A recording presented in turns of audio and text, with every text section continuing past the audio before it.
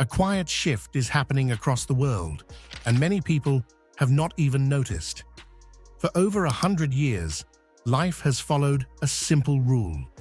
You give 5 days, and you get paid. But now, something is breaking. Countries are experimenting with shorter weeks. Companies are cutting hours without cutting pay. Workers are asking a question that once sounded impossible. Why are we still working this much when technology is doing more than ever? And if that question spreads, then the entire system we grew up believing in could change. Because this is not really about a 3-day weekend. It's about whether time is finally becoming more valuable than money. Stay with us, because later we will show you 4 things about this shift that most people never hear. And once you know them, you can't look at work the same way again. For generations, people didn't just work hard, they worked constantly. 6 days a week, 10, sometimes 12 hours a day. That was normal. Workers fought for something we now take for granted, the 5-day work week. In 1926, Henry Ford shocked the industrial world by cutting his workers' schedules to 5 days.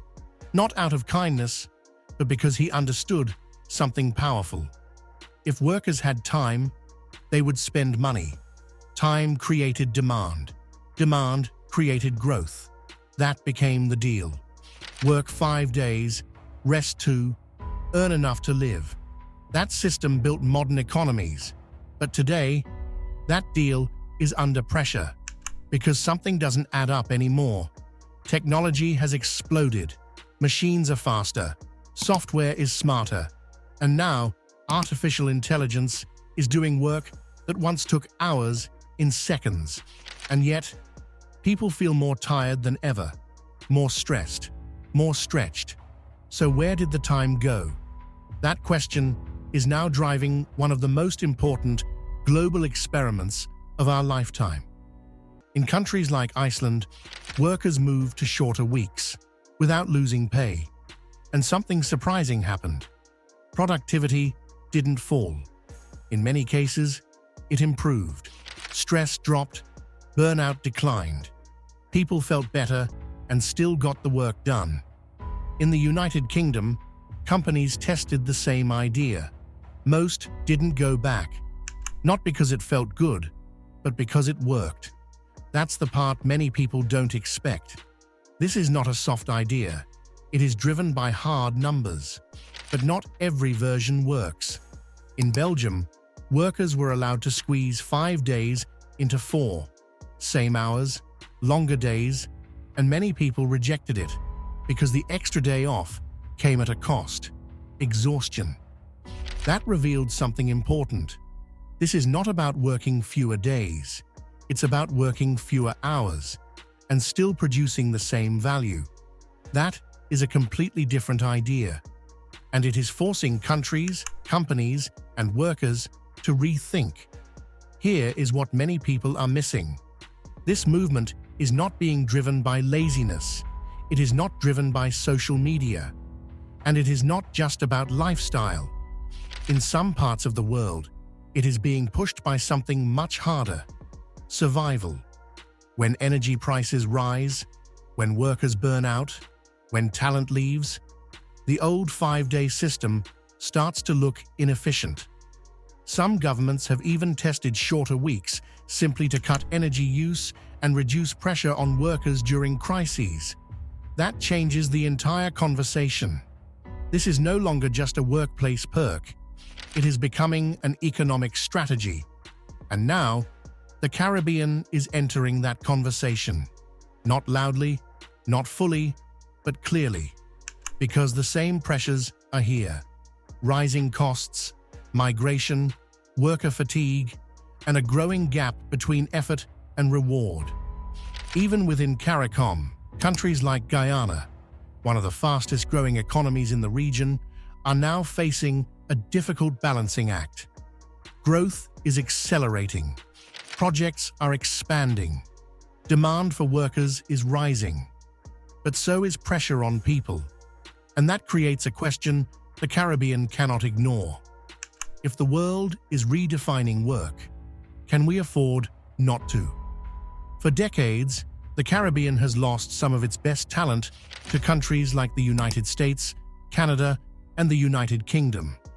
People leave for better pay, better opportunities, better lives. But what happens when the next global competition is not just about salary, but about time? What happens when workers start choosing countries based on how much of their life they get back?